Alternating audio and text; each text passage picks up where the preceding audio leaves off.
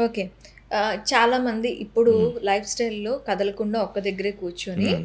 అలా ఉండిపోతూ ఉంటారు. అవును. ఇలాంటి వేళల్లో బోన్ హెల్త్ అనేది చాలా తగ్గుతుంది అని హ్మ్. రీసెర్చెస్ చెప్తున్నాయి. హ్మ్. ఇది నిజమేనా? ఇలా కాకుండా వాళ్ళకి ఎలాంటి ఎక్సర్‌సైజ్ చేసుకుంటే ఓకే. బావుంటుందంటారు? సో, ఇది జనరల్ టాపిక్ అండి. హ్మ్. సో, ఇప్పుడు రైట్ నౌ ఒక ఏజ్ గ్రూప్‌లో ఉంటారు. రైట్? హ్మ్. ఇప్పుడు ఎట్లా అయిపోయిందంటే ఆఫ్టర్ ఇంజినీరింగ్ అండ్ ఆల్ హ్మ్. కొందరు తీసుకున్న వాళ్ళు they will opt for an IT job. కదలకుండా కూర్చోవడం చాలామంది ఇప్పుడు లాంగ్ స్టాండింగ్ డెస్క్ జాబ్స్ చేసేవాళ్ళున్నారు. లాంగ్ స్టాండింగ్ డెస్క్ జాబ్స్ చేసేవాళ్ళు జనరల్‌గా ఐటీ ప్రొఫెషనల్స్ ఉంటున్నారు. హ్మ్. ఐటీ ప్రొఫెషనల్స్ వారు ఇప్పుడు early early in their career they are undergoing training. Hmm. So, ఆ ట్రైనింగ్‌లో they used to say around 12 hours.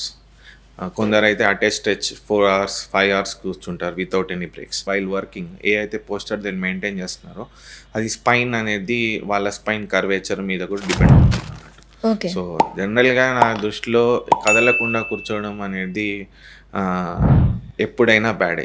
In fact anything. ఇప్పుడు షాప్ అటెండెంట్స్‌లో ఉంటారు, రిసెప్షనిస్ట్‌లు ఉంటారు, కొందరు కంటిన్యూయస్‌గా కూర్చొనే ఉంటారు. ప్లస్ హెడ్ పైకి టిల్ట్ చేస్తుంటారు.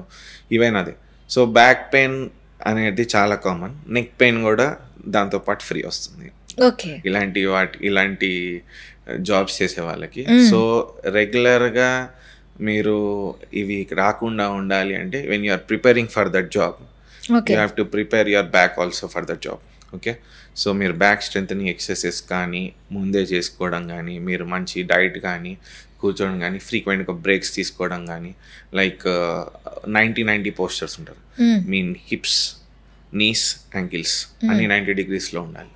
మీ లెగ్స్ కూడా డెస్క్ లోపల ఉండడం గానీ, మౌస్ గూడా దగ్గరలో ఉండడం గానీ, ఎల్బోస్ గూడా ఫ్లెక్షన్‌లో ఉండడం గానీ, ఇయన్నీ ఎర్గనామిక్స్‌లో బావుంటాయి.